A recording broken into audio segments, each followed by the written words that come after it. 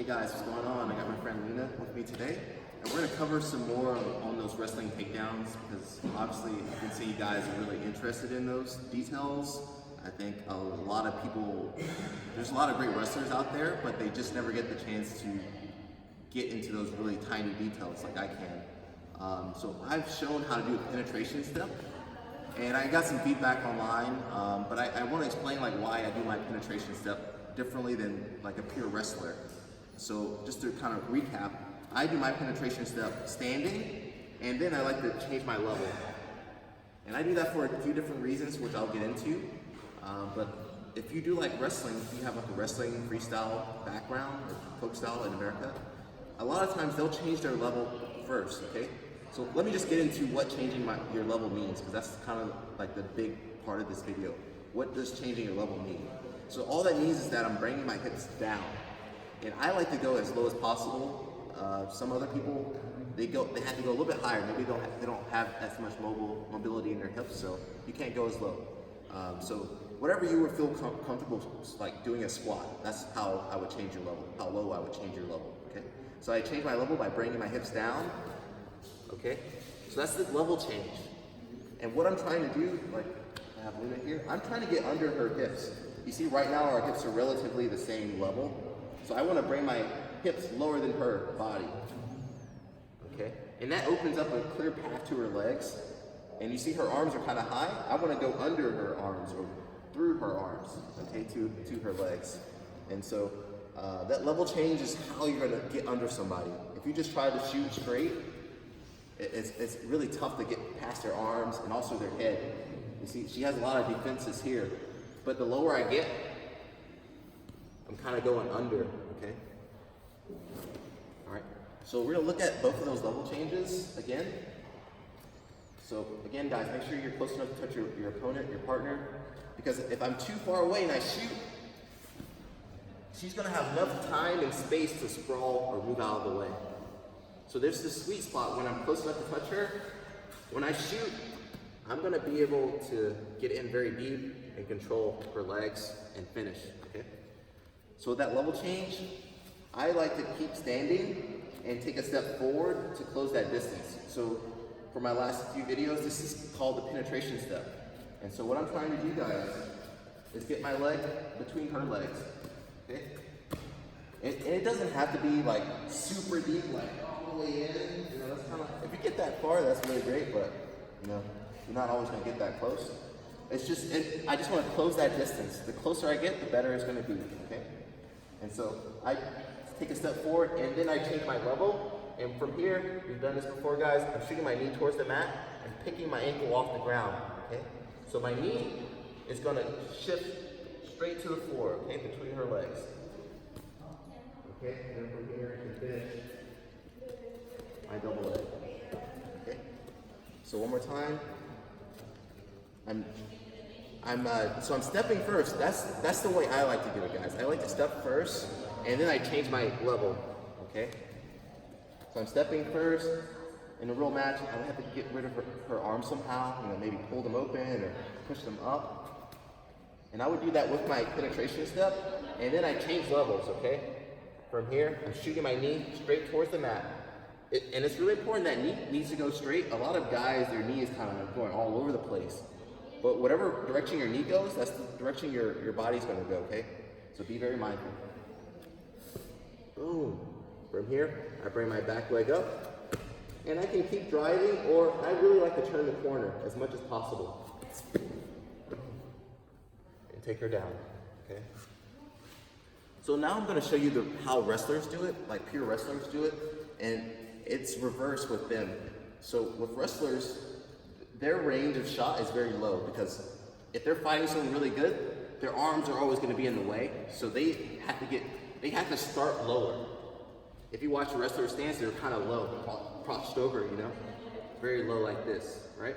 From here, you don't have to do it on me. So they change their level first, guys. They bring their hips down, and then they do that penetration step, okay? But it doesn't matter what you do, you gotta bring your hips down. It's just the penetration step can either come before or after that level change, okay? So again, they get low and they take that penetration step. okay? And this is really good for feinting and faking, because what's gonna happen is the person, move around a little bit, they're gonna react to you going down, you know? Because they're gonna be prepared to sprawl, and when you don't shoot, they're gonna come back up, and then I could reshoot. And there's this whole like meta of like how to do takedowns and fake and move and push and shoot again. We won't get into that on this video, but again, I just want to show you this shot, the wrestler shot. So they're changing their level first, and then they take a step. That's their penetration step. And the details are the same. I'm stepping in between her legs as much as possible. Okay, from here. So I already changed my level, so I should already be low, step, and then I shoot my knee to the floor, okay? And it is faster, guys, I won't lie, like that, you know, if I'm going against someone really good in takedowns, like I need to stay super low, faking, sprawling, reshooting. But now I want to talk a little bit about the differences.